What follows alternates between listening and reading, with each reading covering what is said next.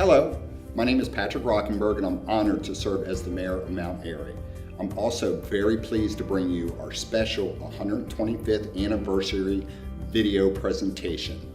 I would encourage you to watch all the videos through. Each person on these videos will give a full interview talking about their experiences in the rich history of the town of Mount Airy. I also encourage you to view this on our website at mountairymaryland.org.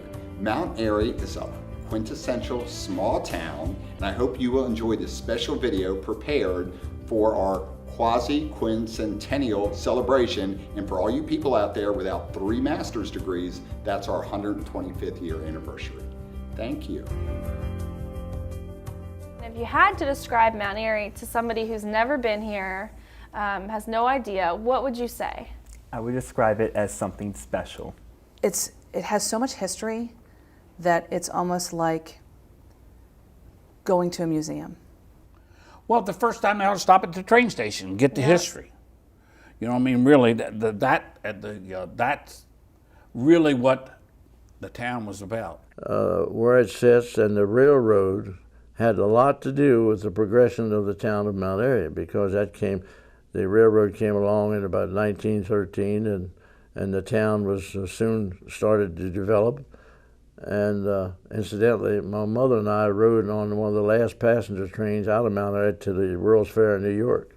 There used to be 7 passenger trains that left Mount Airy every morning. Really? Yes.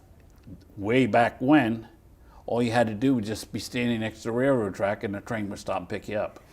And we walked down these tracks and the train came, and at that point in time, the conductor stopped the train and asked if I was lost, little girl. No, we're just taking a walk, and so he went on his way.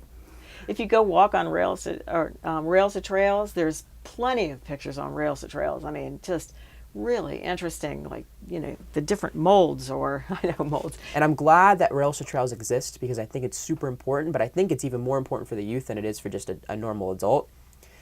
Creating and cultivating the nature in this town would allow for all of the youth to have a much more productive and, quite frankly, just more enjoyable time growing up. I was in the woods all the time, looking around, exploring, going in the creeks and the rivers, and this town is beautiful. The biggest thing was the carnival, and it happened, it's the last full week in July. It's always been then. Carnivals are absolutely wonderful. You had to go to the carnival. That was like, you had to go to the Lions Carnival, which usually rained. It usually rained on the week of the Lions Carnival, and then the Fireman's Carnival in July, and they had the parade. You would always go to the carnival. I remember early on, it was in Wildwood Park, and you would be in the Ferris wheel and go up, and you thought you were going to hit a tree, because there's a lot of tall trees up there. There are.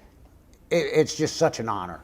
I've had the opportunity to, the mayor always rides some dignitary in the back of his pickup truck during the Fireman's Carnival parade. On Tuesday and Wednesday, the Ladies Auxiliary would go with the firemen. We'd go with fire trucks all around the countryside, picking up items for the carnival. Always had a fried chicken dinner for Thursday night at the carnival, and Thursday afternoon at 2 o'clock, there was a parade. Always 2 o'clock on Thursday. By this time, I was working the telephone company. I was a switchboard operator. If a fire call came in, we would take the information, where and when and what, and then we would get down from the board, go around back, and pull the alarm.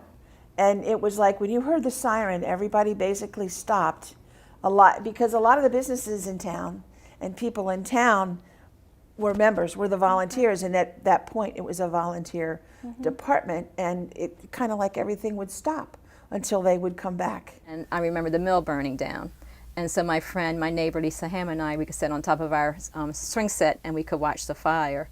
And because we were, you know, safe distance, but it was a, you know, big event when the mill burnt down. And I can still remember going down and sitting on the front porch of a lady that I knew, and she had a daughter that was about my age, watching it burn from the top of the apartment over Butler's garage. Out here again was the middle of the night, and the thing was burnt to the ground. Do you remember the Friday night drawing? Yes. You would shop and get a coupon for what you spent, and it would go in this big drum, And that they would do the drum, and everybody would fill the street. The roads were closed, and it was more of a social gathering, and everybody would see each other, and you hope you won. If you didn't, then you were okay. We would come up here on a Friday night for the drawing. Okay. For the grocery stores or whatever. Everybody would come in and you'd have your list of whatever, and they pull the name out. And it was a big draw. The town really got crowded on Friday nights for that. Because if you wasn't here, you didn't win. And I'd go over to Myers drugstore and sit there and have a cherry Coke the old-fashioned way, you know, where they pour in the syrup. The grenadine, oh, yeah. Oh, so good. The drugstore is where the museum is now. Okay. Doc Myers was, you know, he was a pharmacist for everybody, and he had 3, Sally, Polly, and Marianne. All 3 girls worked there. I remember all of them working there. They had a soda fountain. I'd always get tuna on white toast with lettuce, tomato, mayonnaise, and a vanilla milkshake. Sounds good. It was. Main Street is a fabulous place. It has really grown up over the years. When we first moved here, there were some businesses here, but it didn't seem to have that draw. It didn't have the feel that it does now. We are right on the cusp of some very, very neat things happening. If you had to describe Mount Airy to somebody who's never been to town, what would you say to them? Great place to live. It's a little different nowadays, but it's a great place to live still. We're not like any other town. It was a great place to raise children, and it's wide open. It's more of that hometown feel. Everybody knows everybody, and we haven't looked back since. And the children grow up to be good citizens and good stewards of the world. Because I still have a lot of good hopes and big hopes for Mount Airy. It's going to be great.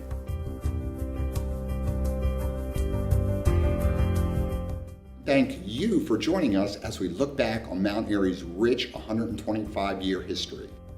For more information about our town, please visit the Mount Airy Museum and Caboose Visitor Center, located at 1 North Main Street, open on Saturdays and Sundays. Also visit us at our website, spelled out, mountairymd.gov, where we'll have the latest information on community news and events.